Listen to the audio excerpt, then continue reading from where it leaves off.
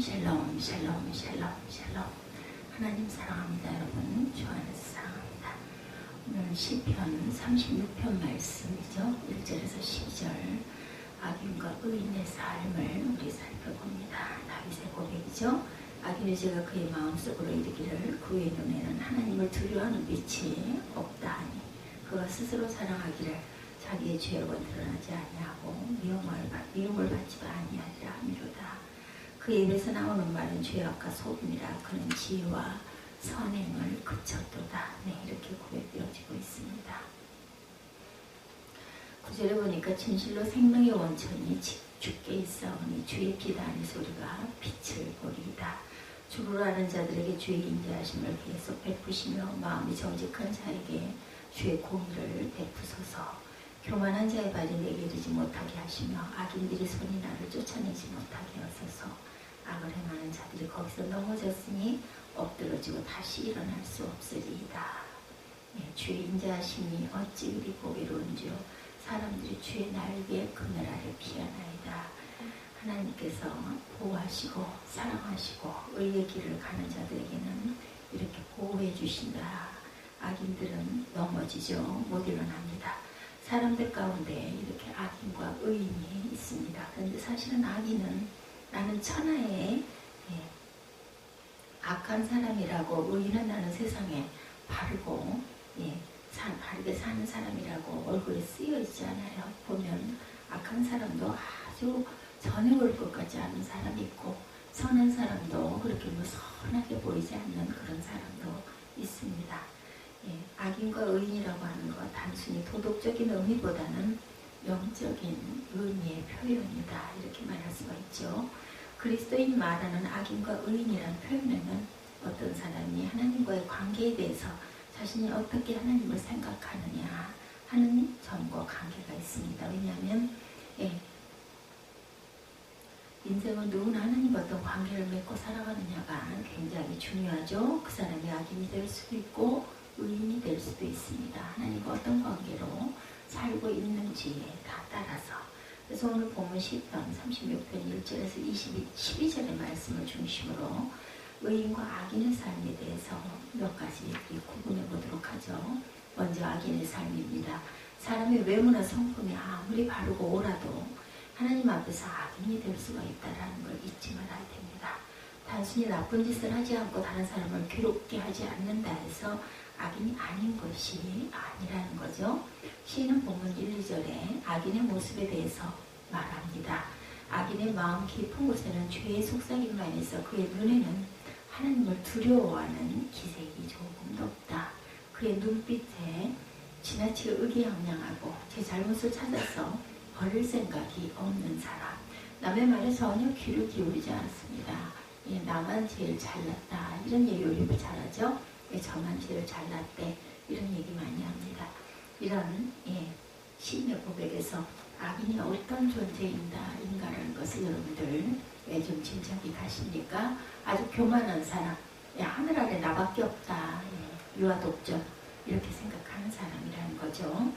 악인은 첫째로 하나님을 두려워하지 않습니다. 두려워하지 않는 것이 악인의 삶을 살게 되는 출발점입니다. 무서운 게 없다라는 거죠. 한마디로. 두려워한다는 것은 막연한 공포심이 아니라 두려움의 대상이 있다고 인정하는 삶의 태도를 말하죠.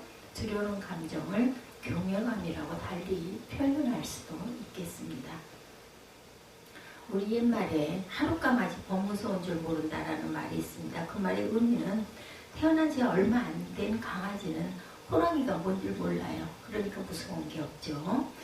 다자란 어미 계란을 호랑이가 무서워서 하면 숨도 쉬지 못하고 그 앞에서 움직이지도 못할 거예요. 벌벌 떨겠죠? 아니까.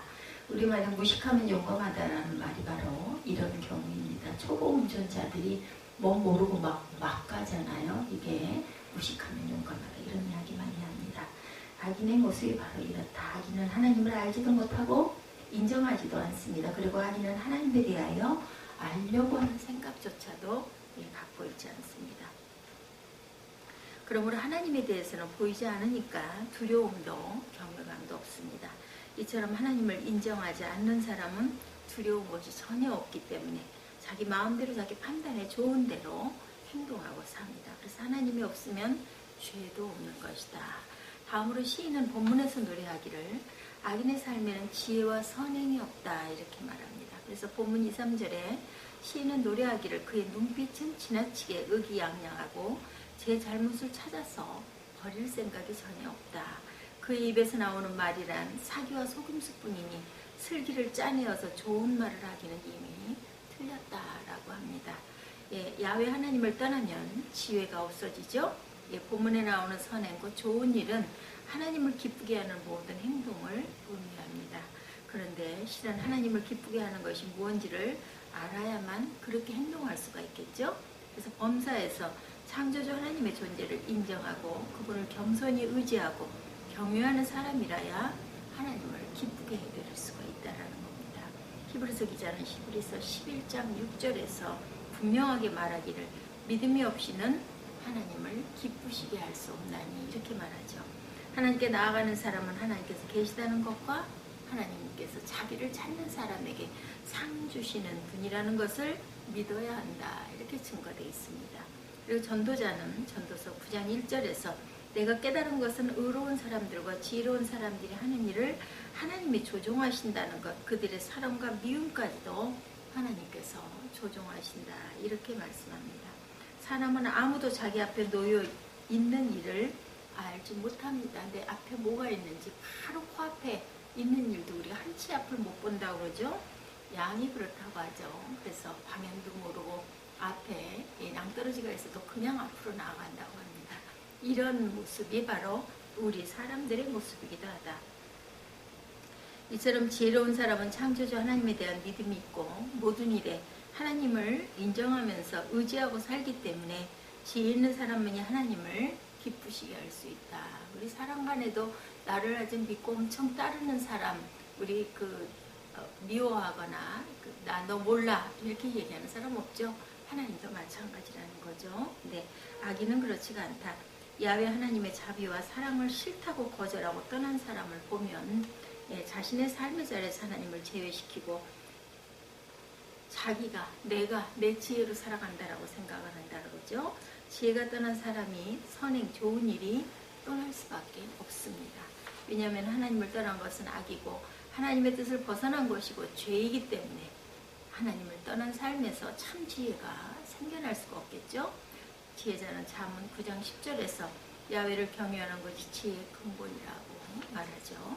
거룩하신 자를 아는 것이 명철이니라고 또 말합니다.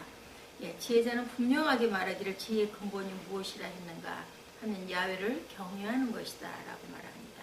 이것을 알고 실천하는 것이 바로 삶의 지혜이자 생명이고 복입니다.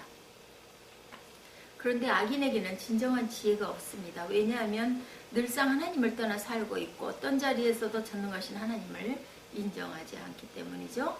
하나님과 관계가 전혀 없으니까 그런 사람의 삶에는 지혜와 선행이 그칠 수밖에 없고 이것이 바로 악인의 삶의 모습입니다. 그럼 나는 지금 나사렛 예수 그리스도와 연합한 삶을 살고 있는지 범사에서 성령님의 인도하심을 인정하고 오직 성령의 뜻을 따라서 살고 있는지 한번 자신의 내면을 살펴보시기 바랍니다. 예수의 관계로 회복하고 성령의 뜻만을 따라서 살고자 정성을 다하는 저와 여러분들이 되시기를 주님의 이름으로 축복합니다. 다음으로 시인은 노래하기를 하나님을 떠난 사람은 악을 계획하는 삶에 빠졌다 이렇게 얘기합니다. 시인은 본문 4절에서 악인의 삶의 모습에 대해서 잠자리에 들어서도 남 속일 뿐이나 하고 스스로 좋지 않은 길에 버티고 서서 한삭과 악을 버리려고 하지 않는다 이렇게 증거하죠. 악인은 누워서도 죄 지을 생각만 한다라는 거예요. 그래서 침상에서도 죄를 지을 방법, 악을 행할 계교를 자꾸 꾀합니다. 침상에 누워 하루 일과를 돌아보고 하루를 반성하고 내일의 선한 삶을 계획해서 바르게 살기가 힘든데 악인은 침상에 누워서도 죄 지을 생각을 자꾸 한다. 그리고 오히려 죄를 짓는 일을 자랑합니다. 의시됩니다. 그래서 하나님을 떠난 사람은 결국은 악한 삶의 모습을 스스로 자꾸 만들어 간다라는 겁니다. 악인은 하나님이 없는 사람을 말합니다. 죄인은 목표가 없는 사람입니다. 삶의 목표가 빗나간 사람, 삶의 진정한 목표를 잃어버린 사람이 바로 악인입니다. 그리고 오만한 사람은 창조주 하나님을 거스르는 사람입니다. 오만한 사람은 소극적으로 죄를 짓는 사람이 아니고 양심과 선한 뜻을 무시하고 바른 생활을 부정하면서 적극적으로 죄를 짓습니다. 그러면서 창조주 하나님께서 전적으로 반항을 합니다. 이제부터는 그런 어리석은 삶을 살지 않고 마음과 정성을 다해서 예수의 마음을 따라서 살고자 노력하는 저와 여러분 되시기를 주님의 이름으로 축복합니다. 다음으로 의인의 삶이죠. 5, 6절에서 시인은 노래하기를 주님 주의 한결같은 사랑은 하늘에 닿아 있고 주의 미쁘심은 구름에 닿아 있습니다. 주의 의로우심은 우람한 산줄기와 같고 주의 공평하심은 깊고 깊은 심연과도 같습니다. 주님은 사람을 구하시듯 짐승도 구하여 주신다. 이렇게 증거되어 있습니다. 이처럼 의인의 삶은 주님의 인자하심을 믿으며 살아가는 삶이죠. 그래서 시인은 고백하기를 주의 인자하심이 하늘에 있고 주의 진실하심이 공중에 사무쳤다라고 고백합니다. 인자하다라는 말은 히브리어로 헤세드, 지나오면서 보니까 헤세드 교회가 보이더라고요. 예, 주의 인자하심, 주를 사랑하는 마음이 헤세드라는 뜻은 변함없는 하나님의 사랑을 나타냅니다. 예, 우리 사람은 세상의 모든 것이 변해도 하나님만은 변하지 않는다라고 합니다. 그래서 그들은 변함없는 야훼 하나님의 자비와 사랑을 믿고 의지합니다. 그런 믿음을 가지고 사는 삶이 바로 시인이 말하는 의인의 삶이죠. 시인이 사용한 표현 가운데 주의 의인은 하나님의 산들과 같고 이렇게 표현합니다. 야훼께서는 요동하지 않는다라는 의미죠. 산처럼 움직임이 없다. 야훼는 어떤 경우에도 흔들리지 않는다. 예, 그리고 주의 심판은 바다와 같다라는 표현은 판단으로 번역이 됩니다. 여기서 판단이라는 표면적인 판단이 아니라 깊이가 있는 판단, 내면을 얘기하죠. 사람의 판단은 깊이가 없는 판단입니다. 왜냐하면 사람은 이제 자기 눈에 보이는 것만을 보고 판단하기 때문입니다. 그러나 처음이자 나중이고 창조주의자 심판주의이신 주님의 판단은 깊은 판단입니다. 이처럼 주님은 여러분이 도저히 청량할 수 없는 깊이를 가지고 저와 여러분을 완전하게 헤아리는 그러한 분이다. 그리고 이처럼 의로우신 하나님, 성실하신 하나님, 인자하신 하나님만을 바라보고 의지하는 사람이 바로 의인이라는 점을 지금부터 우리가 마음에 새기고 그리고 바라보고 하나님만을 의지하는 저와 여러분 되시기를 주님의 이름으로 축복합니다. 그러면 의인의 삶은 어떻게 사는 삶일까? 시인은 본문에서 8절에 주의 집에 있는 기름진 것으로 그들을 배불리 먹이시고 주의 신에서 단물을 마시게 하신다라고 말씀합니다. 의인은 풍족한 삶을 이렇게 살아간다라는 거죠. 주님의 집에는 여러분이 바라는 모든 것이 있습니다. 그리고 모든 것이 풍족하다고 시인은 고백합니다. 주님의 집에는 언제나 아주 넉넉하고 남음이 있다. 개수만 넉넉한 것이 아니라 살찐 것이 풍족하다고 이렇게 고백합니다. 저 여러분의 사람이 근본적으로 필요한 모든 것을 공급할 모든 것을 가지고 계시는 하나님이라는 점을 우리 알아야 되겠죠. 넉넉하신 주님의 품, 그 품에는 부족함이 없다. 오직 주님 안에서 모든 부분에 풍족한 삶을 누리고 살아갈 수가 있다고 합니다. 그래서 시기심에 사로잡혀서 자기에게 가장 충성스러운 신하인 다윗을 죽이려고 추격했던 사울왕의 추격을 당하면서도 다윗은 시편 23편 1절에서 3절에 고백합니다. 주님은 나의 목자시니 내게 부족함이 없도다. 나를 푸른 풀밭에 누이시며 쉴만한 물가로 인도하시는도다. 내 영혼을 소생시키시고 자기 이름을 위하여 의의 길로 나를 인도하신다. 이렇게 고백합니다. 다윗이 노래한 그 시편 23편에는 불안한 감정이 전혀 없습니다. 이 시편을 고백하다 보면 너무나 평화로운 푸른 초장이 떠오르죠. 그리고 아주 파란 하늘에 푸른 풀밭에 누워가지고 편안하게 하늘을 쳐다보면서 노래 부르듯 고백하는 시편 23편 그 정경이 그려집니다. 자신이 주인이 아니라 하나님이 주인인 그런 사람, 자신의 생각과 계획과 방법을 앞세우는 사람이 아니고 오직 주님의 뜻만을 구하고 거기에 순종하고 헌신하는 삶을 살아가는 그러한 사람, 어떤 상황에서도 내가 욕심을 가지고 있지 않기 때문에 두려워하거나 불안하지가 않습니다. 자신의 능력이나 계략 때문이 아니라 오직 창조주 하나님의 능하신 선비한 능력을 따라가고 있기 때문이다. 이런 삶의 자세를 우리가 견지할 때 예수 안에서 야훼의 능력 아래서 풍성한 삶을 누릴 수가 있다는 거죠. 또한 시인은 본문에서 의인은 복락을 누린다. 8절에 보면 주께서 주의 복락의 강물을 마시게 한다라고 고백하죠. 8절에 그들이 주의 집에 있는 살찐 것으로 풍족할 것이라. 주께서 주의 복락의 강물을 마시게 하리이다.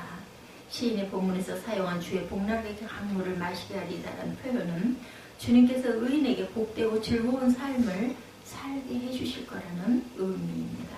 복락, 기쁨이라는 표현은 히브리어로 에덴입니다. 에덴이 바로 기쁨이죠. 에덴 동산, 기쁨의 동산입니다. 전능하신 창조주 하나님과 함께 거하는 기쁨의 동산. 거기서 뱀의 간교에 그만 하와가 넘어가는 바람에 기쁨의 동산에서 추방을 받아서 우리가 이렇게 고난의 삶을 살아갈 수밖에 없는 세상에 내려집니다. 아담이 죄를 지었기 때문에 에덴에서 쫓겨나죠. 인간은 자기가 지은 죄 때문에 복과 즐거움을 잃어버립니다. 보험서에 보면 아버지의 재산을 가지고 아버지 곁을 떠나서 허랑방탕하게 지내다가 그 많은 재산을 순식간에 날리고 유대인은 먹지도 않는 짐승인 돼지 치기를 하다가 너무나 배가 고프고 보고 힘이 드니까 그제서야 집 생각이 나고 아버지 생각이 나죠. 아버지께로 돌아가서 거기서 내가 머슴살이를 하더라도 두엄 열매는 배불리 먹지 않겠나 이런 고백이 나옵니다. 탕자는 아버지 집에 돌아오자마자 풍족해지죠. 돼지치기가 아니라 주인의 둘째 아들이 됩니다. 하지만 아버지는 아들에게 풍성한 은혜를 베풉니다. 풍분이라도 좋다라는 생각으로 거기 가면 배는 골치 않지 않겠나 이렇게 생각을 했는데 그만 아버지는 둘째 아들이 돌아왔구나 하고 잔치를 벌이죠. 손에 금가락지를 끼워주고 새 옷을 입히고 새신을 신기고 끌어안고 그죠? 입 맞추고 그리고 살찐 소를 잡아서 잔치를 벌입니다.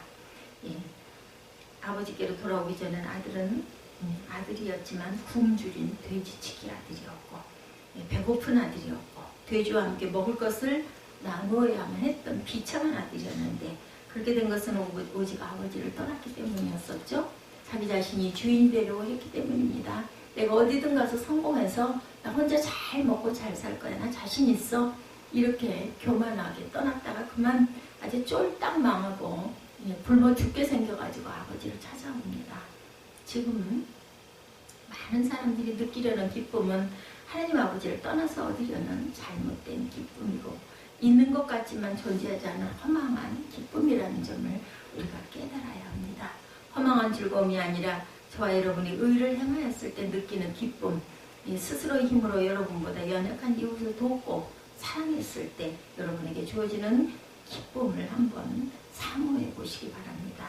지금 이 땅에 살고 있는 사람들은 모두가 이런 즐거움을 모르고 살고 있죠. 그리고 썩어질 육신의 쾌락을 통해서 즐거움을 얻으려고 하는데 그것은 즐거움이 아니고 썩어질 것과 썩어버린 즐거움. 썩으면 나중에 어떻게 돼요? 악취가 납니다. 냄새가 나죠? 구더기가 끓습니다. 많은 사람이 기뻐해서는 안 될 것을 가지고 기뻐하고 있죠. 참된 기쁨, 지금 여기 있는 저와 여러분이 참된 기쁨을 알기 위해서는 집으로 돌아온 아들처럼 아버지 품으로 그리스도의 품으로 온전하게 돌아와 함께해야 합니다. 오직 나사렛 예수 그리스도 안에만 삶의 본질이 있고 생명이 있고 참된 복이 있기 때문입니다. 이제부터는 오직 예수께 돌아가기 위해서 모든 것을 버리고 예수를 바라보고 달려가는 저와 여러분이 되시기를 주님의 이름으로 축복합니다. 시인은 또한 노래하기를 의인의 삶은 빛의 삶이다 라고 합니다. 달려가는 시인은 9절 10절에서 주께는 생명샘이 있습니다 라고 고백을 하죠. 진실로 생명의 원천이 주께 있사오니 주의 빛 안에서 우리가 빛을 보리이다. 주를 아는 자들에게 주의 인자하심을 계속 베푸시며 마음이 정직한 자에게 주의 공의를 베푸소서 이렇게 고백됩니다. 우리는 주의 빛을 받아서 환히 열린 미래를 영적으로 바라볼 수 있어야 합니다. 주님을 알아보는 사람들에게는 주께서 친히 한결같은 보호와 사랑을 베풀어 주시죠. 마음이 정직한 사람에게는 주님의 의를 심어주신다라고 말씀합니다. 빛이란 모든 만물의 근본적인 에너지입니다. 빛이 있을 때 이것이 뭔지 저것이 뭔지 우리가 분간이 되죠. 이런 것처럼 우리가 빛 속으로 걸어가고 우리가 또한 그 빛을 받아서 세상에 빛을 발하는 저와 여러분들이 되셔야겠죠. 우리나라 7, 8월 한여름에는 날씨가 무척 덥습니다. 더위 때문에 살기가 어려워도 날씨가 더워야 또한 농사가 잘 됩니다. 태양빛을 통해서 곡식과 과일이 나무가 힘을 얻고 풍성한 열매를 맺습니다. 모든 생물이 태양빛 때문에 살아가듯이 인간은 예수 그리스도 때문에 생명을 얻습니다. 참된 생명은 오직 나사렛 예수 그리스도 안에만 있죠. 인간은 누구나 이 생명을 찾아야 합니다. 그래서 진리이고 생명이고 길이신 예수 그리스도를 찾아서 생명의 원천인 그리스도와 바른 관계를 맺고 살아간다면 저와 여러분도 빛이신 예수를 밝히 보게 될 것입니다. 본문에서 시인은 의인은 풍족한 삶을 살게 될 것이라고 노래했고 복락의 삶을 살게 될 것이라고 노래했고 시인은 의인은 빛된 삶을 살 것이라고 노래합니다. 여기서 저와 여러분이 분명히 기억해야 할 것은 이런 의인의 삶을 감당하기 위해서 두 가지가 필요하죠. 첫 번째, 누구든지 나사렛 예수 그리스도 주께로 나와야 한다. 다시 말하면 주님의 날개 그늘 아래 피할 줄 알아야 된다는 거죠. 주의 날개 그늘 아래 있다라는 말은 나를 보호하고 나를 인도하는 주님께 모든 것을 의탁하고 살아야 한다라는 뜻입니다. 어린 병아리는 어미닭의 날개 아래 숨어서 춥고 어두운 밤을 지냅니다. 저와 여러분도 병아리처럼 연약한 인생이고 무력한 인생입니다. 조금만 충격에도 쉽게 흔들리고 방황하죠. 그렇지만 아무리 판단력이 부족한 인생이라 할지라도 주님의 날개 그늘 아래 거할 때 그 사람은 의인의 삶을 살게 된다는 점을 잊지 말아야 되겠습니다. 두 번째, 그리스도인이라면 끊임없이 주님과 더불어 교제하는 삶을 살아야 합니다. 그리스도인은 성경 말씀을 통해서 주님과 교제합니다. 그리고 기도를 통해서 주님과 교제합니다. 저와 여러분이 그렇게 주님과 계속해서 교제할 때 시인이 본문에서 노래한 의인된 삶의 약속이 현실로 이루어집니다. 악을 멀리하고 살아 계신 주님을 바라보고 예수 안에서 살아갈 수 있도록 날마다 주와 더불어 교통하는 삶을 살고자 갈망하고 노력하기 바랍니다. 빛 대신 주님, 생명 대신 주님이 저와 여러분 안에 거하도록 마음의 문을 열고 심령을 정결하게 하고 겸손히 세상에 속한 마음들을 내려놓아야 합니다. 그러면 성령의 놀라운 인도하심을 날마다 경험할 수 있을 것입니다. 영국의 여왕이 있는 궁궐에는 지금도 여왕이 궁 안에 있을 때 궁궐의 맨 꼭대기에 빨간 깃발을 내단다고 해요. 빨간 깃발이 바람에 펄럭이면 여왕께서 궁궐 밖으로 외출을 하게 되면 깃발이 내려진다고 그러죠. 예, 빨간 깃발이 펄럭이면 아, 여왕이 궁에 계시구나. 깃발이 내려가면 아, 여왕이 외출 중이구나. 이걸 알 수 있다는 겁니다. 이따금 여왕이 위독하거나 병이 들게 되면 궁궐에는 흰 깃발이 매달리게 된다고 합니다. 그것은 국민들에게 기도를 요청하는 신호라고 하죠. 지금 저와 여러분 인생에 어떤 깃발이 펄럭입니까? 빨간 깃발이 꼭대기 성전 꼭대기에 매달려 있습니까? 아니면 깃발이 없습니까? 아니면 흰 깃발이 매달려 있습니까? 지금 저와 여러분 인생에 어떤 깃발이 펄럭이십니까? 영광의 깃발, 기쁨의 깃발, 풍족의 깃발, 아름다운 깃발, 생명의 깃발, 빛의 깃발이 펄럭이고 있기를 주님의 이름으로 축복합니다. 여러분의 삶의 자리가 어둡거나 캄캄하면 예수가 계시지 않은 연고이고 속히 예수의 품으로 달려가야 되겠죠? 예, 어떤 사람은 믿는다고 하면서 주님에게 자신의 삶을 완전히 맡기지 않는 사람들이 있습니다. 성령님을 근심하게 하고 주님을 모시고도 주님께서 약속하신 놀라운 삶을 누리지 못합니다. 살아계신 예수 그리스도께서 날마다 여러분의 삶을 다스리도록 날마다 예수를 바라보시고 예수님과 교제하시고 저와 여러분을 온전히 주님께 맡기시기를 주님 이름으로 축복합니다. 성령님을 근심하게 했다면 그 죄를 주님 앞에 회개하고 자복해야 되겠죠? 이렇게 사는 것이 바로 주 안에 사는 의인의 삶입니다.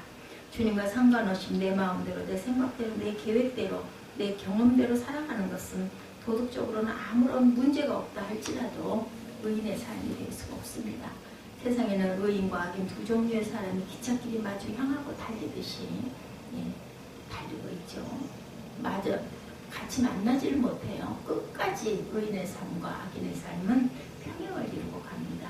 악인은 하나님을 두려워하지 않고 제멋대로 살아가는 삶이고 그들에게는 지혜와 선행이 없습니다. 악을 계획하고 실행할 때 앞장서고 그것을 오히려 자랑합니다. 그렇지만 그런 삶이 되는 것 같아 보여도 머지않아 망한다라는 것. 반면에 의인은 풍족한 삶을 살아갑니다. 삶의 복락, 주님이 주시는 기쁨으로 날마다 감사하며 찬양하며 살아갑니다. 어두운 세상의 빛으로 소금으로 살아가게 되죠. 주님의 날개 그늘에 있을 때 의인의 삶을 살아갈 수 있다는 것. 말씀을 통해서 기도를 통해서 주님과 교제할 때 의인의 삶이 저와 여러분 안에 이루어지고 주님께서는 여러분이 오늘도 의인의 삶을 살아가시기를 바라십니다.